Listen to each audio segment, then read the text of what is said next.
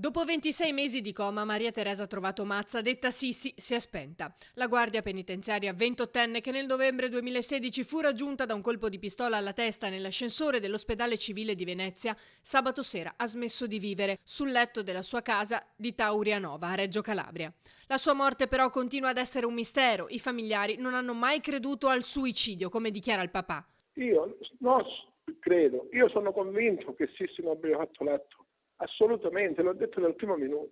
E dall'immagine che noi abbiamo ora, vergognosamente dateci dalla Procura di Venezia dopo un anno e mezzo, possiamo capire quello che è successo a Sissi. E io l'ho detto dal primo minuto anche non guardando le immagini, dicendo che mia figlia si è recata lì sicuramente e là dentro c'è stata una colluttazione che Sissi conosceva quella persona o quelle persone, l'uomo o donna che sia.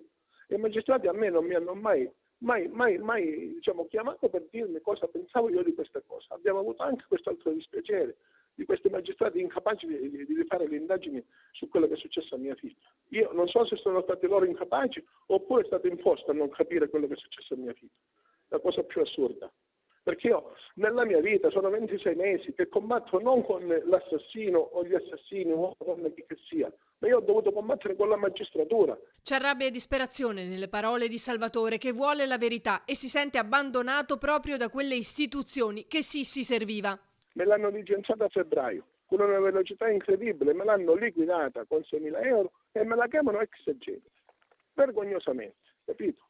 Ora però forse ci saranno persone davvero che non fanno per mestiere la politica, che investe ora i Basentini e il ministro che mi sta dando questa grande forza perché mi onora, perché mi chiama anche sul cellulare, un ministro che chiama un semplice cittadino su un cellulare. Speriamo che hanno estrapolato, visto che sono ora pure scaduti i termini, le celle telefoniche, i movimenti delle celle che c'erano stati quella mattina attorno a quell'ospedale.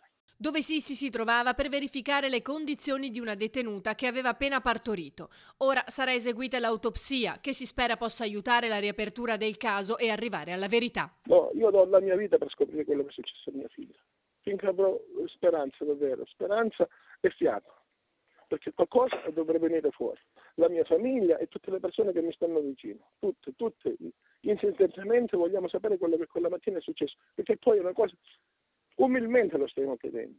Io, da genitore, la mia famiglia, non è possibile che ci hanno distrutto una figlia meravigliosa, oltretutto stanno distruggendo in continuazione la nostra vita con queste cose che stanno facendo.